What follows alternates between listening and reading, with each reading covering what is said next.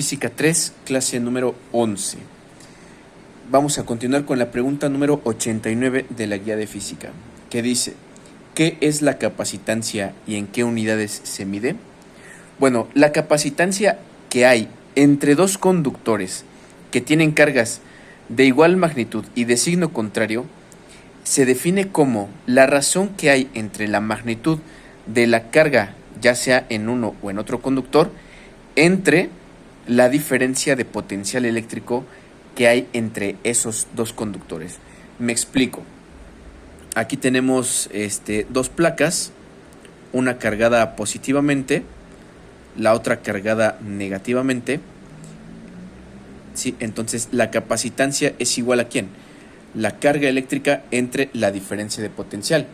¿En qué unidades se mide la capacitancia? Bueno, pues como digo, aquí C significa capacitancia, que se mide en faradios.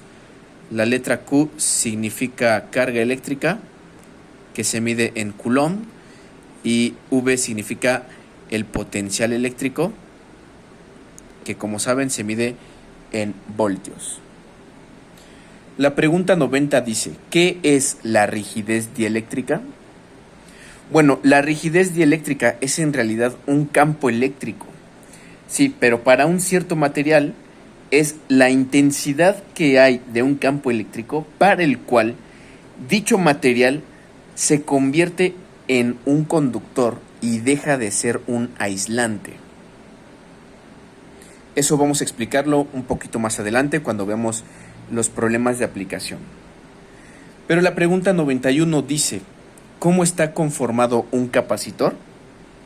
Bueno, un capacitor es un arreglo constituido por dos conductores estrechamente espaciados, o sea, que hay muy poca distancia entre uno y el otro, y que portan cargas iguales y de signos opuestos. Y esto está muy relacionado o intrínsecamente relacionado con la pregunta 92 de la guía, que dice: ¿qué es un dieléctrico? Bueno, para ponernos en contexto, los capacitores normalmente tienen en ese pequeño espacio entre las placas que dijimos, las cuales son, por cierto, conductores, ¿sí? Tienen un material que no es conductor y que se llama dieléctrico. Dicho material nos permite conseguir una mayor rigidez dieléctrica que la del aire.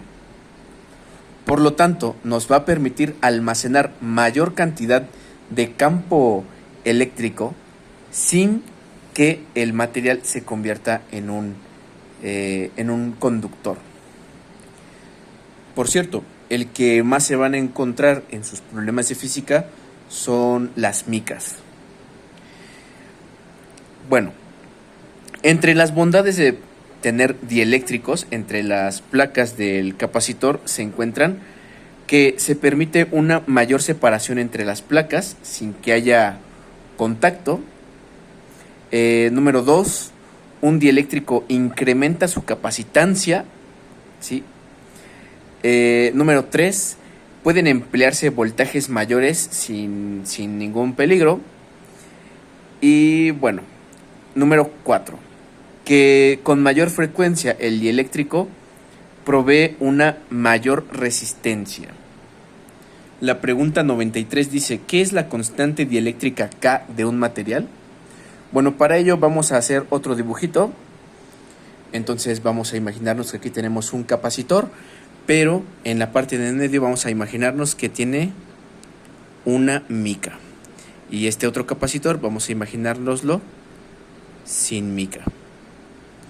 Como decía hace un momento, con la mica, nosotros lo que vamos a tener es una mayor capacitancia. Entonces, la constante K de rigidez dieléctrica o la constante dieléctrica K es igual a la capacitancia que tendría el capacitor con mica,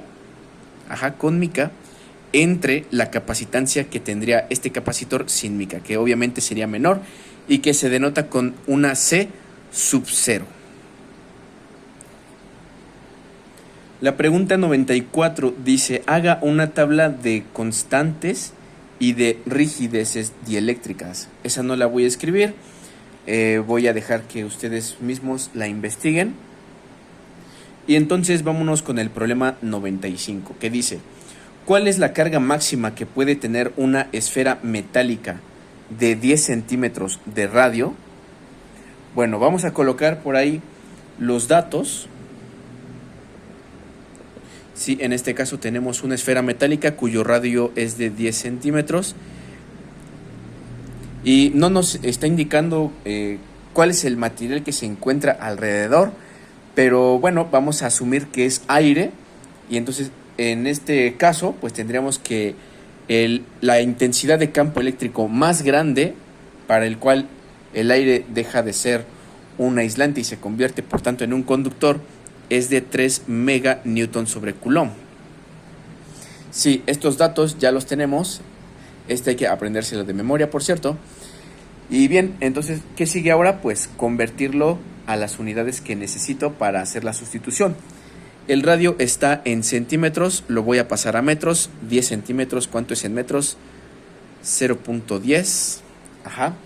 Ahora bien, la intensidad de campo eléctrico, que está en meganewton sobre coulomb, la voy a pasar a newton sobre coulomb. Recordemos que la letra M hace referencia al prefijo mega del sistema internacional, que vale 10 a la 6. Por tanto, aquí tendríamos 10 millones de newton sobre coulomb, o sea, 3 por 10 a la 6 newton sobre coulomb. ¿Y cuál es la fórmula que voy a utilizar? Pues la de campo eléctrico. Campo eléctrico en este caso es igual a la constante de Coulomb por la carga máxima que soporta la esfera entre su radio al cuadrado. De ahí, lógicamente, voy a despejar la carga máxima. Notemos que el radio está dividiendo, lo paso multiplicando, me queda E por R cuadrada es igual a K por Q máxima. La letra K, la constante de Coulomb, está multiplicando, la voy a pasar dividiendo, por tanto la carga máxima debería ser igual al campo eléctrico por el radio al cuadrado entre la constante de Coulomb. Ahora solamente falta sustituir. ¿Y qué me queda? Me queda que la carga máxima debe ser igual al campo eléctrico máximo que soporta el aire antes de convertirse en conductor, es decir, el 3 por 10 a la 6 newton sobre Coulomb por el radio al cuadrado, como vimos era 0.10 metros, eso elevado al cuadrado, que no se nos vaya a olvidar el exponente, entre la constante de Coulomb, que ya vimos muchas veces, que vale 9 por 10 a la 9 newton por metro cuadrado sobre Coulomb cuadrado.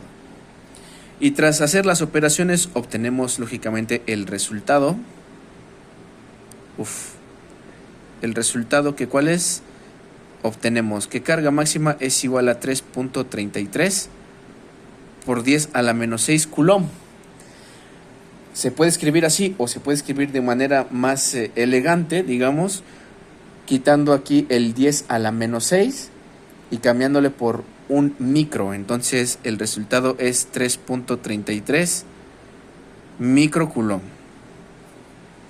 Entonces esa es la carga más grande que puede tener esa esfera antes de que el aire que está a su alrededor deje de ser un aislante y se convierta en un conductor.